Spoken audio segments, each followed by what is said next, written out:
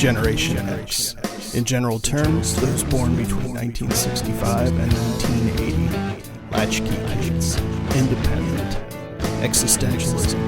Modern philosophy focusing on personal experience, human ability, and responsibility in an otherwise meaningless universe. We're the cause. This is the effect. We're the Gen Existentialists.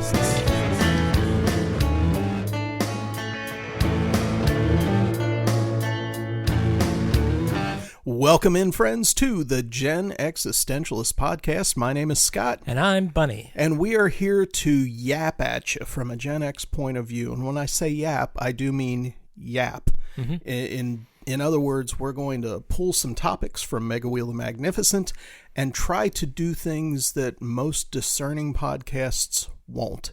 And that means we're going to be honest with you. Brutally honest. Brutally honest. The truth is coming. And it's coming courtesy of us. Bunny, how you doing tonight? I'm doing wonderful. I'm full of truth. I'm young, dumb, and full of truth. Yeah, there you go. Now, typically, and you wouldn't know this as our listeners, we typically do these podcasts in groups in the studio, and we usually do them like during midday. So it's bright and shiny outside and, sun shining, things like that. This one we're doing during the evening, so it's got a little bit of a different feel because, I had band practice today, so I'm kind of loopy, I'm kind of tired. You wouldn't think it would take that much out of you, but playing, concentrating. Well, you're an old man. Oh, yeah, exactly. Working on arrangements and stuff, it takes it out of you. No, we are Gen X, and it used to sound really young and cool and hip to say Gen X, and now I look around at Gen Xers and they're all in their 50s and 60s. So and we're all getting miserable. Like, my knees hurt all the time. Literally all the time. I go to bed, my knees hurt. I wake up, my knees hurt. My knees hurt right now, and I don't know what it is. I strained my IT band in my left leg back in April. No idea how I did it. Literally walking, sneezing, and I did that. And so my gait has not been the same since. And I think it's like tumbling dice or dominoes falling. Wow. What a bunch of olds sitting around complaining about they're old. So I guess from that perspective, I should go ahead and spin Mega Wheel the Magnificent. Don't pull your trapezius. I strained my finger spinning the wheel. Oh, my spinning finger. No. Okay. So, what? Would you rather be able to breathe fire or breathe underwater? I'd rather breathe underwater. Why? Because I get so much more to explore. Breathing fire is like a one-trick pony thing. And plus, I wouldn't want to be, doing something romantic with a lady or something and then accidentally just puff out a big, gout of flame. That could really he ruin was the smoking moment. In the sheets, folks. Yeah. Oh my gosh, I could ruin the moment. But anytime, you bend down to a baby carriage to say hi to the kid and you accidentally sneeze and then it's an international lawsuit or whatever, like you're a baby killer. So I'd rather be able to just breathe underwater because then I could just wander around the bottom of the ocean and check things out. Yeah, I think I would have to go with breathing underwater too, simply because I can't swim. Yeah, and water terrifies me. It's kind of an insurance policy for you. Yeah, exactly. I mean, breathing fire would be ultimately cool, just because I could farm myself out as a contract killer for the military or something. Things like that might be entertaining and lucrative, but breathing underwater would be useful. Yeah. All right, let's move on. That was kind of a quick hit, but interesting. Bam. Spinning Mega Wheel the Magnificent for the second time on this show. I don't even know what episode we're on. Doesn't matter. We're going evergreen now. Yeah. We're taking away our episode numbers and we're just letting them fly. Yeah. Okay, so this is perfect, especially based on how we've started the show and my many ailments. What's the most rewarding thing about getting older? If anything. I'll add that in parentheses at the end. Well, the most rewarding thing that I've found so far is that, and I think this could happen to you at any age, but it's happened to me as I've gotten older. I think when you finally grow up. Now, some people grow up when they have kids. I don't want to grow up. Yeah. Some people grow up when they lose their parents.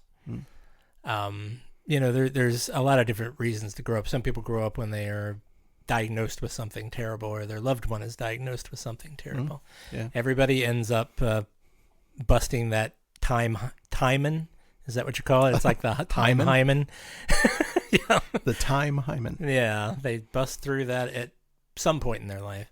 I feel like getting older, I've made my way through the hymen, and I just don't care anymore. It's like I used to be so concerned about the way I looked, what people thought of me. Should I be nice? I should be nice. Blah, blah, blah, blah, blah. Yeah. Now I just say what I feel. I don't care anymore. The other thing that's nice about getting older is that there is a light at the end of the tunnel. Okay. It's either heaven or it's a train or something, but you know that you're not going to be on this roller coaster much longer. Yeah. And there's a certain, to me, this may sound ghoulish to other people, but to me, it's sort of a relief that I can go back to the void or wherever and just kind of rest for a while. So I think you see, we're just talking about good things about it. I'm not going to talk about the bad things. Most rewarding. Yeah. Most rewarding is that you can just finally let go and just say exactly what's on your mind and be that adult you've always said you would never grow up to be. Yeah. I think for me, the most rewarding thing is a little bit like what you said. It's the wisdom of age, that I've been through so much. I've seen so much just on my own, in jobs that I've had, in things that I've done, in gigs that I've done. There's not much that surprises me.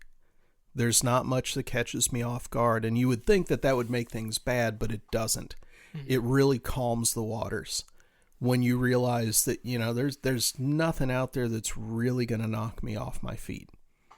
And some of that is literally for me based on things that I have gone through, that I continue to go through, health things, stuff that I've done in art, stuff that I've done for my jobs. That's the rewarding thing. And I think knowing that we do have an expiration date, everybody does, you don't know when it is, it makes you appreciate more, because I've seen so much, I've had these experiences, and each day that I get to do it again is a reward in and of itself. Because I know at some point in the near future, hopefully far future, I won't be able to work anymore. There will come a time where I might not be able to pick up a bass and play anymore. A lot of those things will end. And so I try to be appreciative of the ability to do those things now. And it's rewarding because I know when I was younger, I didn't. I kind of took everything for granted. I don't think anyone really... people may obsess about death. Children and teenagers may think about it and be scared of it and stuff. But I think all kids at a certain age just take everything for granted, Yeah. Just everything is bright and new and it's wonderful and it's all there for you. The weird thing for me is that I always had this strange fascination with mortality. Sure. And like death, imagery and in poetry and stuff like that, both things that I wrote and stuff that I read. And it weirds me out a little bit now to go back to stuff that I wrote 30 years ago and realize how prescient the stuff that I was writing really was, because I didn't know it then. There was no experiential data. It was all coming from things I thought and things I read from other people. Now I know, like, wow, that was pretty good. That was a pretty good observation, young Scott, because you certainly didn't have the experience to draw from on that, but good on you for getting it. That's entertaining for me, and it's a little bit rewarding as well. All right. We will give Mega Wheel the Magnificent another spin. And I'd like to say this right now, especially for that question. Like, if you're a listener, especially a longtime listener of the show, you probably already do this. But when we ask the questions, think about them along with us. And if you want to, throw us a line, leave us a note wherever you might be listening to this, and let us know your thoughts. because we want to know, especially like if you go to our posts on Facebook, we've got a few folks that always comment, and we love that. I love seeing the feedback from folks on the questions especially. And we are on YouTube as well, so if you'd like to just add us to your playlist, go ahead and subscribe, and you can always comment there as well. Yeah, absolutely.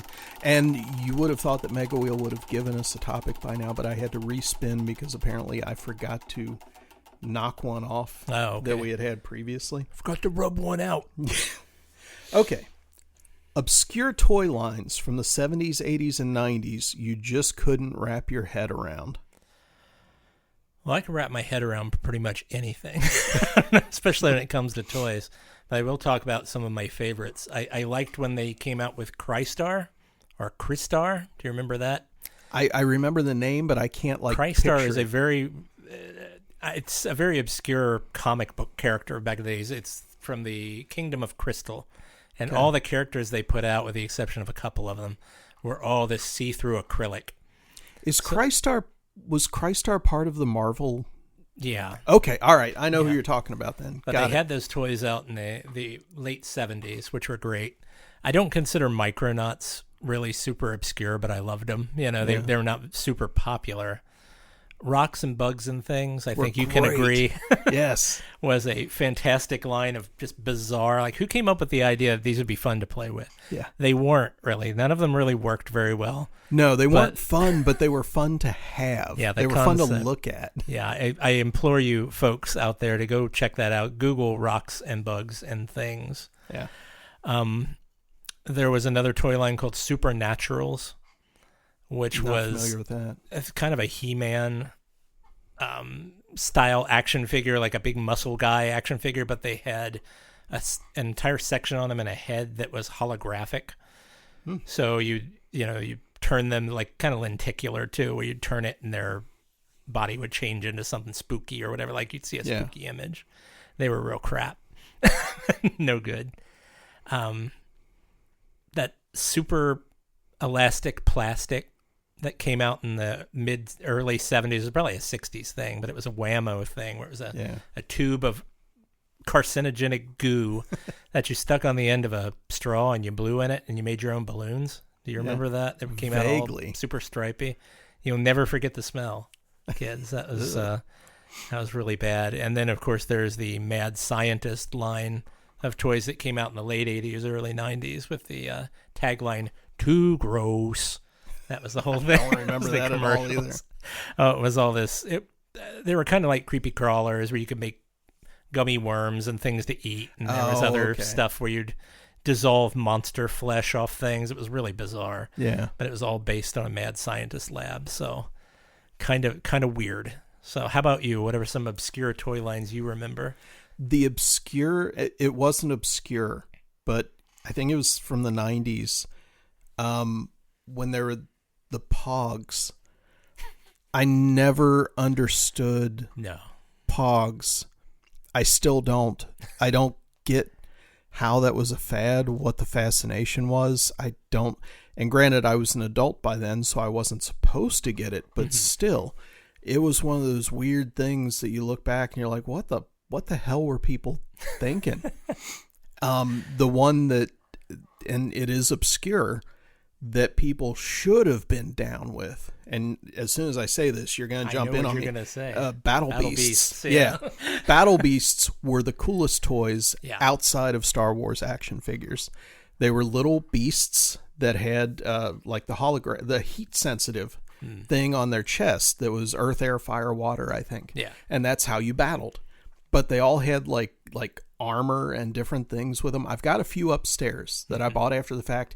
Back in the day, I had like 12 or 15 of them, and they were fantastic. I don't know whatever happened to them. To show you how long we've been friends, I remember going over to his house and being fascinated by his Battle Beast collection. Yeah, and they would come in packages of 2. Yeah, so you'd automatically have people to battle. Yeah, so that's pretty great. And they were just fantastic. And I know there's a local store that we all go to a lot, House of Plastic, that up front at the counter, they've got a display of them. And every once in a while when I go in, I'll be like, yeah, give me that one and that one. Ludicrously overpriced. Hate to say But they're not. And the thing is, the heat-sensitive decals on most of them don't work anymore because they're so old. But they're still cool, and they're one of those things from childhood that, like, if Pogs were going to be big, Battle Beasts should have been Pog level big because they were that cool. Oh my gosh, easily. The construction of toys in the 70s and 80s were so much nicer than the construction of toys in the 90s and beyond. Yeah. I mean, people considered Pogs a collectible toy, and all it was a punched-out piece of cardboard. Yeah. It's doesn't really compare to some of the old cool things from the Gen X days. Yeah, exactly. So we will give Mega Wheel of Magnificent another spin. Like to have another topic like that. That was a good one. Yeah. And here we go. I think, yeah, there we go. Who is your craziest or most interesting teacher? Craziest or most interesting teacher? I could list a few. Could you? Okay, yeah. Why don't you go first then? All in very positive ways. It's not like I'm taking the craziest and most interesting to be derogatory in any way. Because I think a lot of our teachers, and probably a lot of the ones that we'll both pick on together, they were just very interesting as individuals, and they brought that to the classroom. Mm-hmm. I think all of my social studies teachers in high school, Mr. Rust, Mr. Orcutt, Mr. Dean, Miss Hyde, Miss, what was her name? McKee? They were all fantastic in their own ways, and a couple of them I had for multiple classes. Mm-hmm. English teachers, Miss Fox, Miss Day, Miss Rogers, all of them had something interesting, and they all meant a lot. Mr. Carney, can't forget him. Just, they all stuck in my head because they all meant something. I learned things in those classes that I still use to this day, and I appreciate that immensely. And so that is the most interesting thing, because I had some, like, even in subjects that I was not good in, like Miss Pennington. I'm not good in science. I wasn't good in chemistry, but I learned in her class, and that made it interesting. That helped me understand more about it. So I really appreciate all that different stuff. Okay. Well, I would agree with some of those teachers. I didn't have some of those. I kind of got hung up on the wild, crazy aspect, because I don't really think I had any crazy teachers. Yeah. Thankfully, I had some real crappy teachers, and I had some really fantastic teachers, but I don't think I had any wild and crazy teachers. The closest I came to a wild and crazy teacher was Mr. Orcutt, and he annoyed me because he was too wild and crazy. He tried too hard, I thought. So sorry to besmirch Mr. Orcutt out there. There were times. Yeah. I would agree with you. Yeah, but it was a little too much shtick. Yeah. Miss Fox is probably the one I learned the most from, and that I use stuff today. She's the one who gave me my perspicacity, if you will, from all those vocabulary things. And she's a babe, and she's just a nice person. So it was a good time. I'll tell you, two of the most influential teachers I had, ironically, were my kindergarten teachers, Miss Jeannie and Miss Jerry. Yeah. That's what they were known as. And the crazy thing is, if you go to, there's a place in Latonia, Kentucky, that's called Moonlight Donuts. Yep. And if you go to Moonlight Donuts, you will see a picture of them and one of their graduating classes on the wall there, because they are such Latonia staples. Like, generations of kids had Miss Jeannie and Miss Jerry. And they were fantastic. I've never found anyone who didn't have wonderful things to say about those ladies. Yeah. They were just super cool. So on that note, I'll throw another one out. Actually, a couple. My fourth grade teacher, Miss Wolf, meant a lot to me. And I don't know why. I was a goofy little kid. And there was some stability in her class. And she and I didn't get along, but there was an understanding there. And it was weird. It was a split class, third and fourth grade. And it was just, I remember enjoying learning in her class. And same thing in 6th grade in Miss Kaffenberger's class. That was good. Okay. So, and like my wife, Tracy, I freak her out sometimes that I can remember almost every teacher's name that I've ever had. Sure. Even going back to like professors in college, that I would have for a semester and then never see again. See, those I jettisoned from my mind for the most part.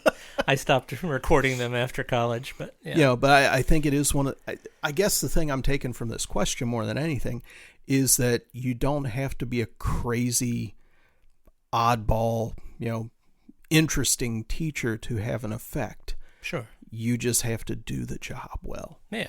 And I think that is the thing that sticks for me, especially at Scott High School during the time that we were there.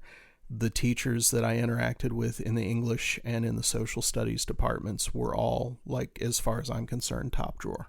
All right. So that's my take. Should we give the wheel another spin? I think we should. All right, let's. Because that was a real regional topic. So, yeah, I mean, it kind of was. Most people listening out there are like, I don't know where you went to school, and I don't know anything about your teachers, so shut up. Well, but we'll get into that same thing. I was talking to somebody at work about this a few days ago, that this area in general is very, when you meet somebody, the question that gets asked more often than anything else, where'd you go to school? Yeah. And it's just a bizarre thing to people that aren't from this area. Yeah. Like if you go down to Lexington, I remember this when I moved down when I got married, the question I always got was, where you go to church?